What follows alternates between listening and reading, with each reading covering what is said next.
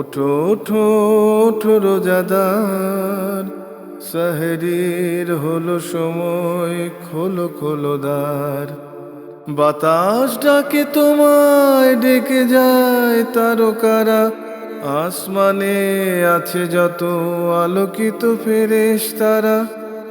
ওঠো ওঠো ওঠো রোজাদার, সেহরির হলো সময়, খোলো খোলো দ্বার। আসসালামু আলাইকুম প্রিয় দর্শক, আপনারা যারা দেশে আছেন প্রবাসে, সবাইকে জানাই মাহে রমজানের শুভেচ্ছা। শুরু হলো পবিত্র রমজান উপলক্ষে এনটিভি আয়োজিত এবং মিউচুয়াল ট্রাস্ট ইসলামিক ব্যাংকিং নিবেদিত অনুষ্ঠান বরকতময় সাহারি মহিয়ান কোরআন, কো-স্পন্সর সিটিজেন্স ব্যাংক এবং এনসিসি ইসলামিক ব্যাংক। প্রিয় দর্শক, আপনাদের সাথে আছি আমি জাইনুল আবেদিন আজাদ এবং অতিথি হিসেবে উপস্থিত আছেন বিশিষ্ট বিজ্ঞান গবেষক ডক্টর মাশিউর রহমান। আসসালামু আলাইকুম ওয়া রাহমাতুল্লাহি ওয়া বারাকাতুহু।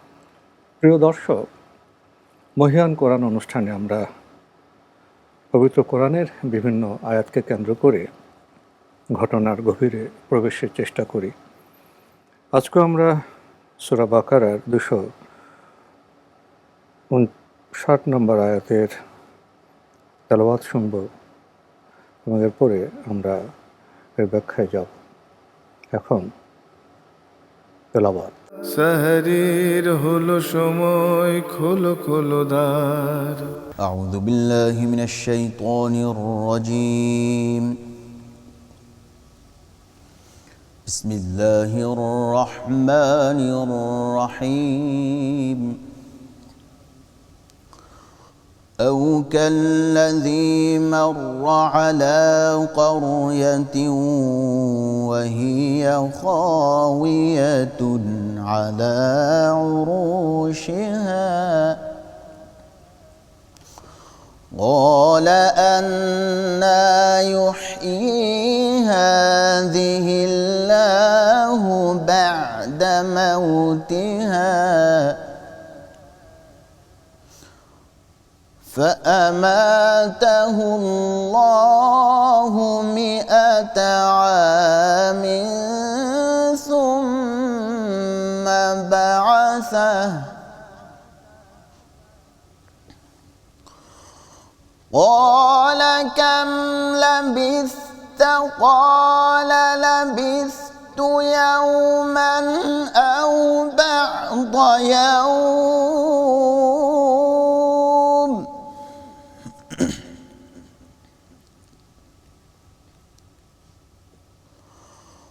قال لبثت يوما أو بعض يوم قال بل لبثت 100 عام فانظر إلى طعامك وشرابك لم يتسنه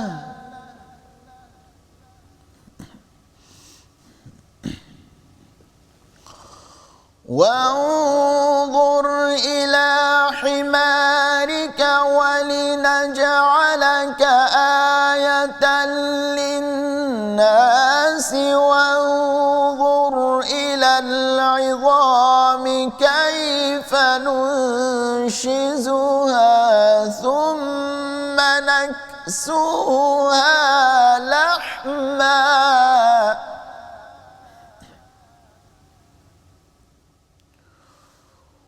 ولنجعلك آية للناس وانظر إلى العظام كيف ننشزها ثم نكسوها لحما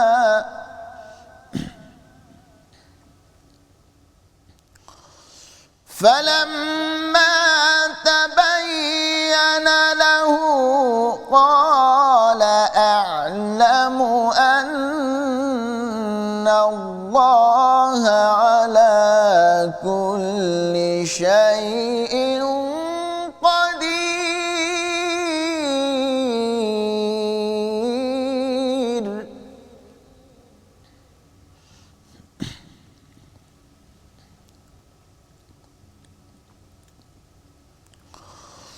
وانظر إلى العظام كيف ننشزها ثم نكسوها لحما فلما تبين له قال أعلم أن الله على كل شيء قدير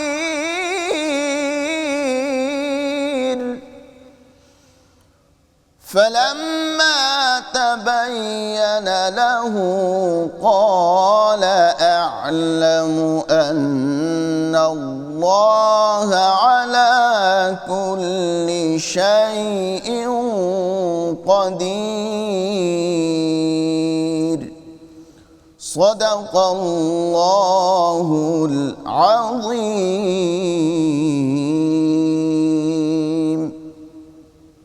আমরা চমৎকার তেলাওয়াত শুনলাম। তেলাওয়াত শুনতে শুনতে ভাবছিলাম এখানেও তো একটি ব্যক্তির কথা বলা হয়েছে, ঘটনা এসছে। ঘটনাটি আসলে কি? ধন্যবাদ আপনাকে। ঘটনাটা কিন্তু অত্যন্ত রহস্যময়। আমরা যেমন ছোটোবেলায় কল্পকাহিনী যেরকম শুনি না, এমন কিছু কাহিনী সাদামাটা মস্তিষ্ক দিয়ে এটা বিশ্বাস করা যায় না। এটা খুব রহস্য ঘন, এবং সেটি বিশ্বাস করা যায় যখন মস্তিষ্ক হয় অন্য ধাঁচের, অত্যন্ত জ্ঞানী, বহুমাত্রিক মস্তিষ্ক হলে। তো এখানে এক ব্যক্তির কথা বলা হলো। সে যাচ্ছিল কোনো এক জনপদ অতিক্রম করছিল। সে ব্যক্তিটি দেখলো সে যে জনপদ দিয়ে যাচ্ছে সে জনপদের ঘরবাড়ি সব ধ্বংসপ্রাপ্ত, মানুষ নির্জন, মানুষ নেই, সুমসাম একদম। তার মনে প্রশ্ন জাগলো, এই যে ধ্বংসপ্রাপ্ত জনপদ, আল্লাহ কি এটা আবার আগের মতো তৈরি করবে? তার তার মনে এই সংশয় জাগে। এবং ওই তার সাথে কি ছিল? গাধা ছিল, সে ছিল গাধার পিঠে, এবং কিছু খাদ্য তার সাথে ছিল। তো গাধার পিঠে তার দেখা যায় যে তার ওই সময় মৃত্যু ঘটে, এবং 100 বছর পর আল্লাহ তাকে জীবিত করে। তো 100 বছর পর জীবিত করার পর আল্লাহ সুবহানাহু ওয়া তাআলা তাকে প্রশ্ন করে যে তুমি কতকাল জীবিত ছিলে, মৃত ছিলে? তো সে বলল 100 বছর। এখন আমি বাদবাকি ঘটনা বলার আগে এই 100 বছর সময়টুকু যে পারসিভ করা, এটা নিয়ে একটা কথা বলি।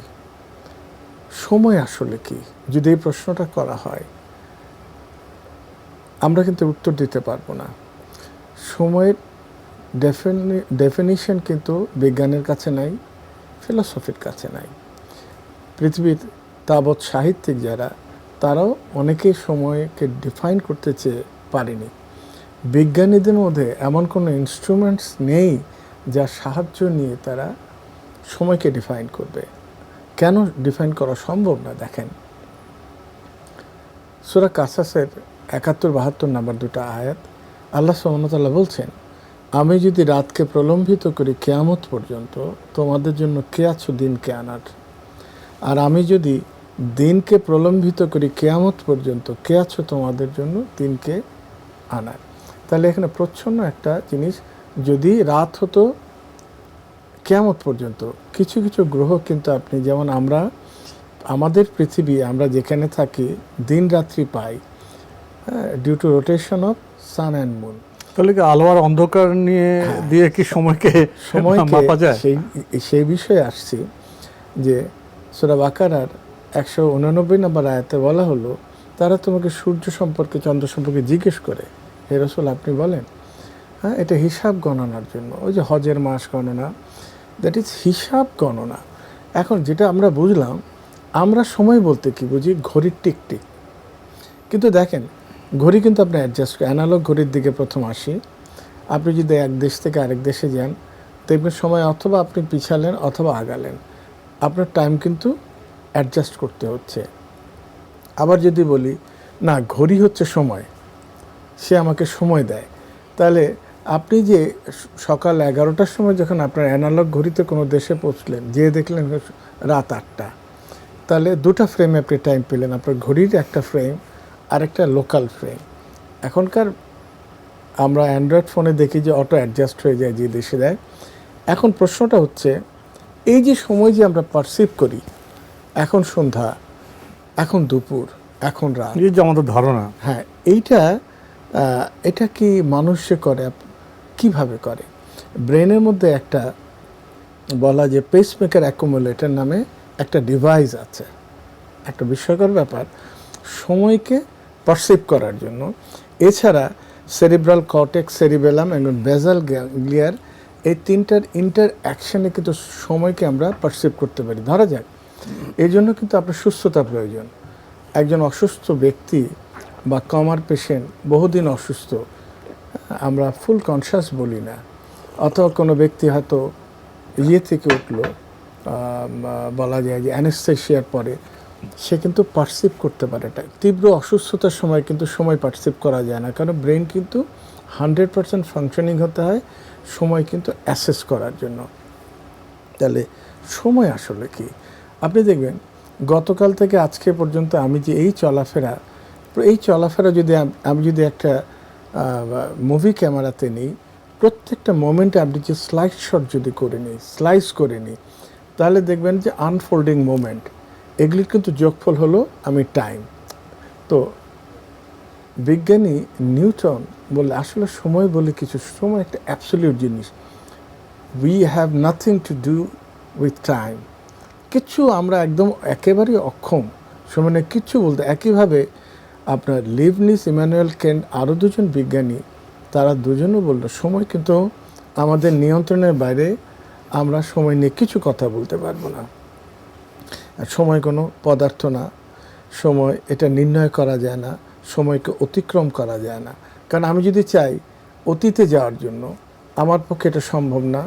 আমি যদি বলি আমি ভবিষ্যতে যাব, সেটাও আমার পক্ষে সম্ভব না। তাহলে এখন আমি মূল ঘটনাতে আসি। যেই ব্যক্তির কাহিনী বলা হলো, তার বর্ণনা আসছে, তার নাম উজায়ের। ইহুদির বইতে আছে এজরা নামে। ইবনে আবি হাতিম এবং ইবনে জারি তাদের কিতাবে উল্লেখ করেছেন যে এই ব্যক্তিটা ছিলেন উজায়ের। তিনি ছিলেন একজন নবী এবং 40 বছর বয়সে তিনি মারা যান এবং তিনি 100 বছর পরে জীবিত হন, কিন্তু তখন তার বয়স ছিল 40। মিস্ট্রিটা হলো এটাই, তার এই মৃত্যুর পরে তার তখনকার স্থানের সময় পার হয়ে যায় 100 বছর এবং তখন সে 40 বছরের যুবক। তিনি যখন তার লোকালয়ে আসেন, তখন একটা বিস্ময়কর ব্যাপার ছিল, তার বাড়ির একটা কাজের লোক ছিল, কাজের মহিলা ছিল, তখন সে 11 বছরের কিশোরী। এবং মিরাকুলাসলি সে যখন উজায়ের যখন তার সেই জনপদে ফেরত আসে, তখন সেই তার যে কাজের যে মহিলা ছিল তাদের, সে তাকে রিকগনাইজ করে এবং তারা জানতো হঠাৎ উজায়ের অদৃশ্য হয়ে গেছে। এবং সে যখন সমস্ত ঘটনা মানুষ জানতে পারে এবং তারা তাকে বিশ্বাস করে এবং নবী হিসাবে মানে। এখন আমরা দেখি এই কাহিনীটা কখনকার বলা হচ্ছে, মুজাহিদ বিন জাবের তার কিতাবে বললেন, যেই জনপদটা ছিল সেটা হচ্ছে নবকুত নিজার। সেই রাজা ছিলেন, সে রাজা অত্যন্ত অত্যাচারী ছিলেন এবং তার সেই জনপদকে সে নিশ্চিহ্ন করে দেয়। তার কারণ কিন্তু, কেন নিশ্চিহ্ন করে তার কারণ কিন্তু জানা নাই। আমরা জানি তিনি আরও কিছু বর্ণনা থেকে, যেমন আমরা জানি যে ইসহাক ইবনে বিশর তিনি উল্লেখ করেছেন এই উজায়ের ছিলেন একজন বনি ইসরায়েল গোত্রের লোক এবং তিনি 100 বছর মৃত ছিলেন।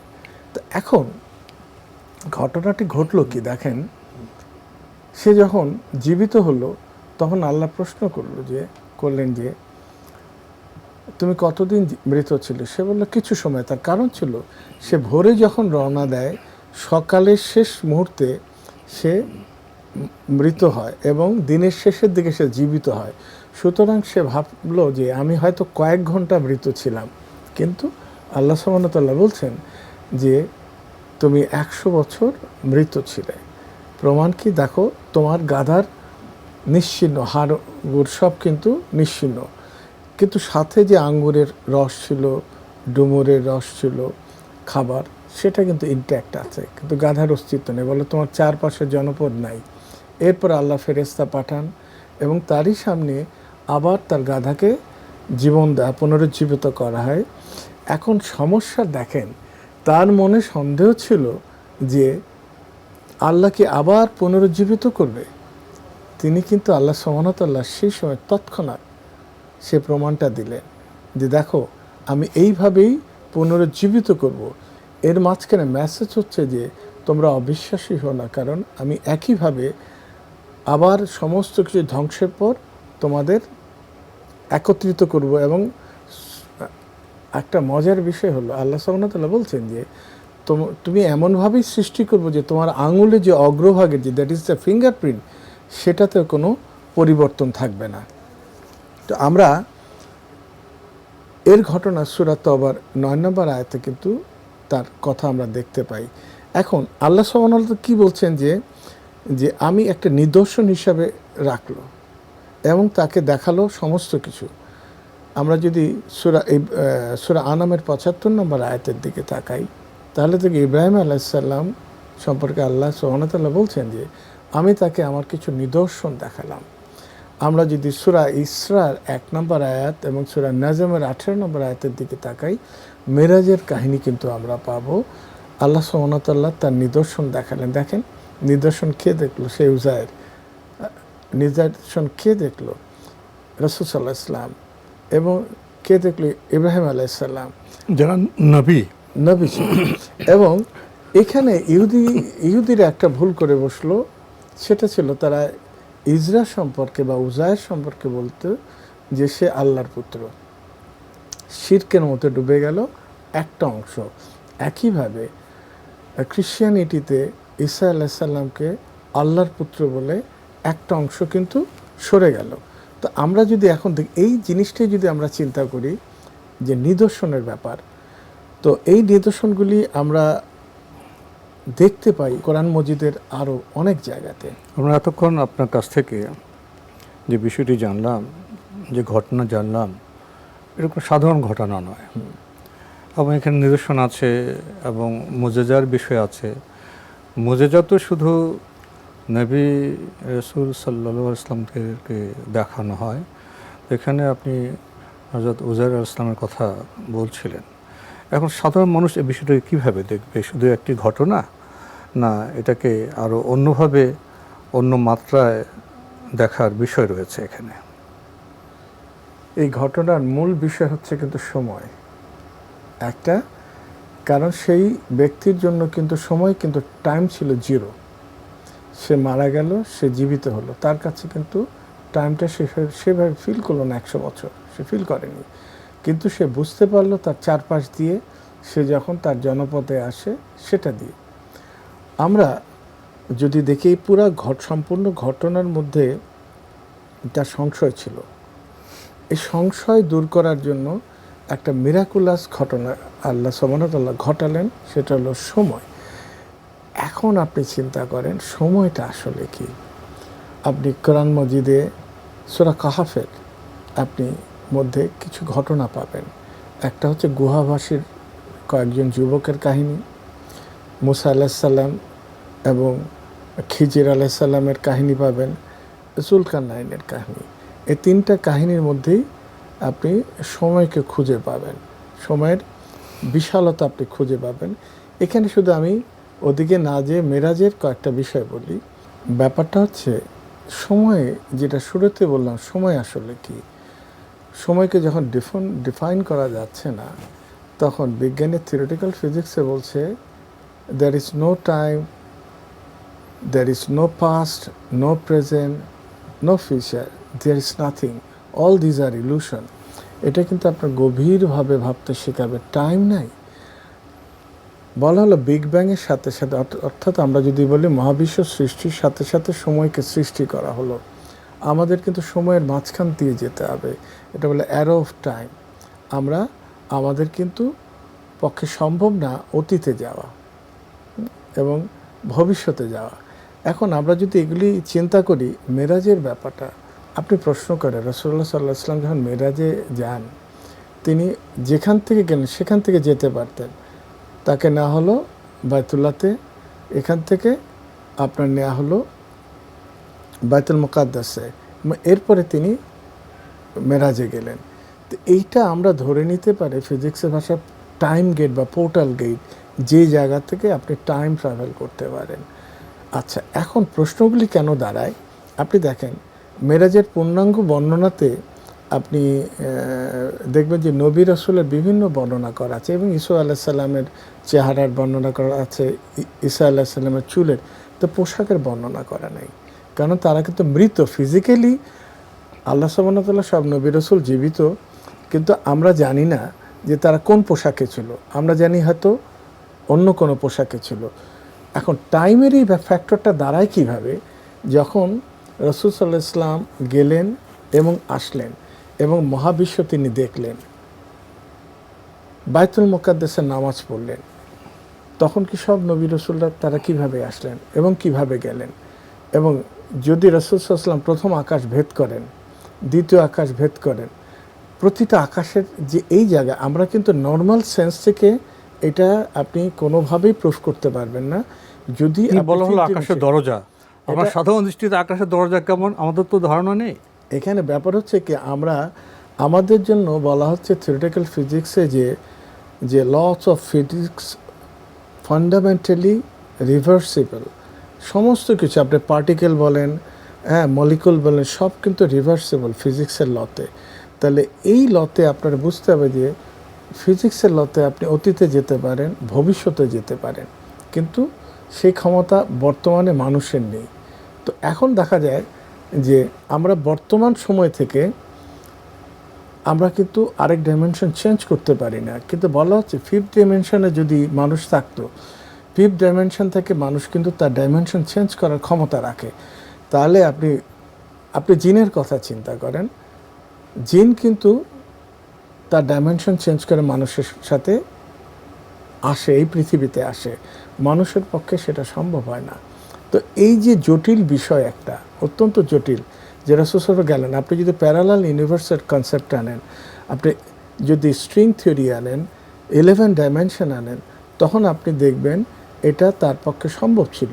কারণ আল্লাহ সুবহানাহু ওয়া তাআলা সূরা তালাকের 12 নম্বর আয়াতে বলছেন, আমি সৃষ্টি করেছি 7 আসমান, মিনস ইনফিনিট স্কাইজ, এবং অনুরূপ পৃথিবী যখন আমি বলবো, তাহলে একইভাবে আমাদের ধরাছোঁয়ার বাইরে। তো যে টাইম বলতে যেটা সবচেয়ে বড় জিনিস, ম্যাথিউ কাউকে, একজন থিওরিটিক্যাল ফিজিসিস্ট, তিনি বলে যে আমাদের 3টা ভুল ধারণা ছিল, সেটা হলো টাইম ইজ অ্যাবসলিউট। হ্যাঁ, একটা হচ্ছে তিনি বলছে টাইম ইজ নট অ্যাবসলিউট। দ্বিতীয় জিনিসটা যেটা বললো যে টাইম আমরা বলেছি মুভ করে কিভাবে, অ্যারো অফ টাইম, এবং আমাদের যে একটা কনস্ট্যান্ট রেটে অ্যারো অফ টাইম মুভ করে, that is time moves always forward, এরকম আমাদের একটা ধারণা আছে। তৃতীয় যে ধারণাটা সেটা হলো we live in 3 dimension. Einstein বললেন না, অ্যাড করে দিলেন টাইম। এখন আপনি দেখেন, আমরা যদি এটা চিন্তা করি যে আমরা ভবিষ্যতে যাচ্ছি, অতীতে যাওয়া কি সম্ভব? অতীতে যদি যেতে চাই, তাহলে আমার অতীতের সমস্ত ঘটনা রিভার্স হতে হবে, আবার ভবিষ্যতের ঘটনা যা ঘটেনি তাও কিন্তু ঘটতে হবে। তারপর আমি এই ফিজিক্সের লতে, টাইমের লতে দেখা গেল যে আমরা বলি যে অতীতে যে ঘটনাটা ঘটে গেছে সেটা কিন্তু অ্যাবলিশ, কিন্তু ফিজিক্স বলছে না, দ্যাট ইজ এক্সিস্টিং। আমার বর্তমান আছে, ফিউচার যেটা আসেনি, দ্যাট ইজ অলসো এক্সিস্টিং। আমার মাঝখানে তফাৎ হলো টাইম। তো এই যে মূল বিষয় যেটা আমরা আসলাম, যে এই ব্যাখ্যাতে আপনি সূরা কাহাফের কয়েকজন যুবক প্রায় 300 বছরেরও বেশি সময় তারা ঘুমন্ত অবস্থায় ছিল। এরকম কাহিনী তো আরও কয়েক জায়গা আছে পবিত্র কোরআনে। হ্যাঁ, সূরা আসর আপনি দেখেন, সময় নিয়ে আসছে, ওয়াল ইন্নাল ইনসানা লাফি খুসর, মহাকালের শপথ, সময়ের শপথ নিলেন আল্লাহ সুবহানাহু ওয়া তাআলা। সূরা দাহর আপনি দেখেন, সময় নিয়ে একটা সূরা আসছে, এবং আপনি আরও অনেক বহু কয়টা আয়াত পাবেন সময় নিয়ে। বিস্ময়কর ব্যাপার দেখেন, এই যে মিস্ট্রিটুকু আপনি ধরেন যে ইয়াজুজ মাজুজের কাহিনী, ইয়াজুজ মাজুজ পৃথিবীতে কোথায় আবদ্ধ, আপনার এত স্যাটেলাইট ধরা পড়ে না কেন? কারণ আপনি আজকে থেকে গতকালের ছবি তুলতে পারবেন না, এখানে বসে আজকে বসে আগামীকালের ছবি তুলতে পারবেন না। এই টাইম সীমাবদ্ধতা, লিমিটেশন, এখানে কিন্তু টাইম ফ্রেমটা আপনার চিন্তা করার এখানে বিষয় যে আমি কেন ইয়াজুজ মানুষকে দেখতে পাই না, আইডেন্টিফাই করতে পারি না, টাইম ব্যারিয়ারের জন্য। হ্যাঁ, এই টাইম একটা এমন একটা ফ্যাক্টর, ফলে আল্লাহ সুবহানাহু ওয়া তাআলা সেই উজায়েরের মধ্য দিয়ে কিন্তু একটা নিদর্শন দিলেন। এবং আমরা যেটা বলি যে মহাকাশের যে যাত্রাগুলি, আপনি দেখেন যে এক গ্যালাক্সি থেকে আরেক গ্যালাক্সি যাওয়ার জন্য কিন্তু বলা হচ্ছে যে পোর্টাল, এটা বলা হচ্ছে ওয়ান হোল, যে দুই গ্যালাক্সি একটা ফোল্ডিং পয়েন্ট থেকে যেতে জিরো টাইমে আমরা মুভ করতে পারবো। সময়টা কি, জিবরাইল আমিন যখন রাসূল সাল্লাল্লাহু আলাইহি ওয়াসাল্লাম আসতেন তার অবস্থান কোথায় আমরা জানি না, প্রথম আকাশ, দ্বিতীয় আকাশ, তৃতীয়, চতুর্থ, তা জানি না। আমরা লোয়ার স্কাই থেকে আসতে কিন্তু 22,000 আলোকবর্ষ লাগে, তারপর ফেরত যদি যায় আরও 22, আবার আসে আরও 22, মানে 66,000 বছর। কিন্তু এত কুইক জিবরাইল আসতো কিভাবে? আসলে গতিতেও যদি আপনি যেদিকে অগ্রসর হচ্ছেন সেদিকে অগ্রসর হতে হলে, সে জগতের কথা জানতে হলে অনেক সময়ের প্রয়োজন। কিন্তু আজকে আমাদের সময় এখানে একেবারেই শেষ, এখানে শেষ করতে হচ্ছে। ডাক্তার মশিউর রহমান, আপনি কষ্ট করে আমাদের স্টুডিওতে এসেছেন, সময় দিয়েছেন, সেজন্য আপনাকে অনেক ধন্যবাদ। ধন্যবাদ আপনাকে। প্রিয় দর্শক, আমরা দেখছিলাম পবিত্র রমজান উপলক্ষে এনটিভি আয়োজিত এবং মিউচুয়াল ট্রাস্ট ইসলামিক ব্যাংকিং নিবেদিত অনুষ্ঠান বরকতময় সাহারি মহিয়ান কোরআন, কো স্পন্সর সিটিজেন্স ব্যাংক এবং এনসিসি ইসলামিক ব্যাংক। আমাদের অনুষ্ঠান আপনারা এনটিভি অনলাইনেও দেখতে পারবেন, ভিজিট করুন www.ntvbd.com, এছাড়া ইউটিউবে এবং আমাদের ভেরিফাইড ফেসবুক পেজে অনুষ্ঠান দেখতে পারবেন। আজকে আমরা কোরআনের বিস্ময়কর কাহিনী এই পর্বে আমরা হযরত উজাইর ইসলামের কাহিনী শুনেছি। এটা কি নিছক একটি কাহিনী? এই কাহিনীর মাধ্যমে আমরা সুনির্দিষ্ট একটি বিষয় সম্পর্কে অবগত হয়েছি, সেটা হলো সময়ের রহস্য। আসলে এইসব বিষয়ে গভীর বিবেচনাবোধ প্রয়োজন, অন্বেষণ প্রয়োজন। আসলে আমরা মহাবিশ্বের ছোট্ট একটি গ্রহ পৃথিবীতে বসবাস করে আমরা কিছু বিজ্ঞান চর্চা করে মনে করি আমরা অনেক কিছু জেনেছি। আসলে আমাদের এই অনুষ্ঠান আয়োজনের একটা উদ্দেশ্য হলো যে সৃষ্টি কত ব্যাপক, কত বিস্ময়কর সেটা জানার জন্য, এবং জানতে গিয়ে মানুষ নিজের ক্ষুদ্রতা উপলব্ধি করবে এবং বান্দা হিসেবে মহান আল্লাহর কাছে মাথা অবনত করবে।